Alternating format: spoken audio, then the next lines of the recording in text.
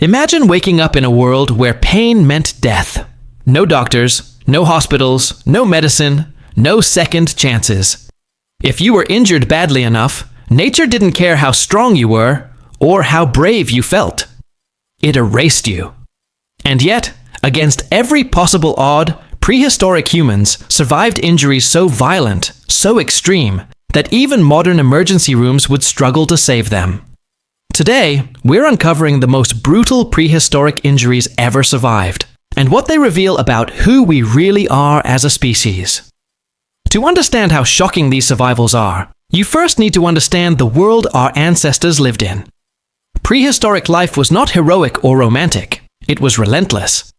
Every day was a fight against hunger, weather, disease, predators, and other humans. There were no safe environments, no warning signs, no protective gear. A single fall, a single misstep, or a single mistake could end a life instantly. Survival wasn't guaranteed by strength alone. It demanded endurance, intelligence, and something even more powerful: cooperation. Archaeologists have uncovered skeletons dating back tens of thousands of years that show unmistakable signs of catastrophic trauma. These aren't minor injuries. These are skulls crushed by blunt force, limbs shattered beyond recognition, spines compressed by massive impacts, and wounds inflicted by animals capable of killing in seconds. And yet, these bones healed. Healing means time. Healing means survival. Healing means someone lived long enough after the injury for their body to repair itself. One of the most terrifying injuries prehistoric humans survived involved severe head trauma.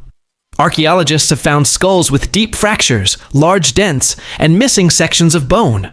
In some cases, the damage was so extreme that it would have exposed the brain. Today, injuries like these often result in permanent disability or death, even with advanced medical care. In prehistory, survival should have been impossible. But the smooth, rounded edges of the fractures tell a different story. These wounds healed. Bone regrowth occurred. The individual lived on. Think about what that implies. A person with a crushed skull would have been disoriented, weak, possibly blind or partially paralyzed. They couldn't hunt. They couldn't defend themselves. They couldn't gather food or escape predators. Their survival depended entirely on others. Someone fed them. Someone protected them. Someone stayed close while they healed. This wasn't accidental survival. It was social survival. It was empathy in action long before civilization existed. Even more astonishing is the evidence of prehistoric brain surgery. Thousands of years before modern medicine, humans practiced a procedure known as trepanation. This involved drilling, cutting, or scraping a hole into the skull. And no, this wasn't the result of violence or accidents. The holes are deliberate, precise, and repeated across cultures all over the world. Even more unbelievable, many of these skulls show clear signs of healing around the edges of the opening. That means the patient survived the surgery. Why would prehistoric humans perform such a dangerous procedure? The reasons are still debated, but theories include relieving pressure after head injuries, treating seizures or migraines, or attempting to release evil spirits believed to cause illness. There was no anesthesia, no sterile instruments, no understanding of infection. The tools were stone, bone, or metal fragments. And yet, survival rates in some populations may have been surprisingly high. This suggests not only courage, but a deep understanding of the human body gained through experience and observation.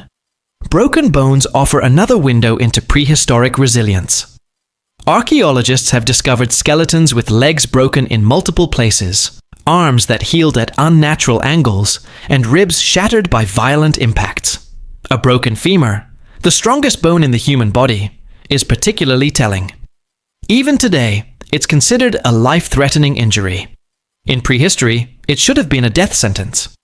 A person with a broken leg couldn't move, couldn't hunt, and couldn't escape danger.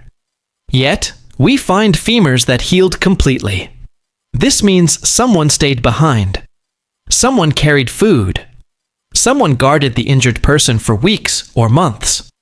It also means that early humans valued each other beyond immediate usefulness. They didn't abandon the injured. They adapted. Cooperation wasn't a moral ideal. It was a survival strategy. Those who cared for each other lived longer. Those who didn't vanished. Some skeletons reveal spinal injuries that are almost impossible to imagine surviving. Compressed vertebrae, severe curvature, and crushed discs indicate falls from great heights or heavy impacts. These injuries would have caused chronic pain, limited mobility, and possibly paralysis. And yet, these individuals lived long enough for bone remodeling to occur. They adapted their lives around their injuries. They weren't left behind. They remained part of the group. Then there are the marks of predators. Bite marks on bones tell stories no written record ever could. Some skeletons show puncture wounds that perfectly match the teeth of large carnivores, such as lions, bears, or hyenas. Defensive wounds on forearms and shoulders suggest close combat.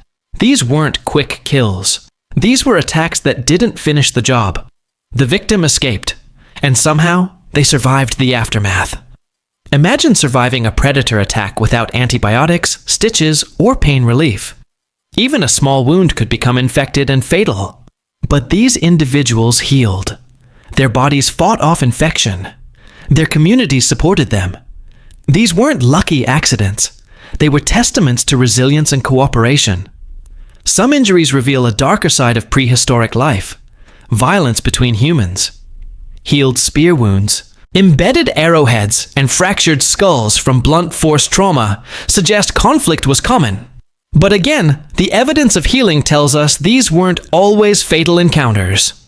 People survived being stabbed, clubbed, and struck by weapons designed to kill. Survival required not just physical toughness, but an understanding of wound care, rest, and recovery. Perhaps the most humbling aspect of these discoveries is what they reveal about pain. Prehistoric humans experienced pain just as intensely as we do.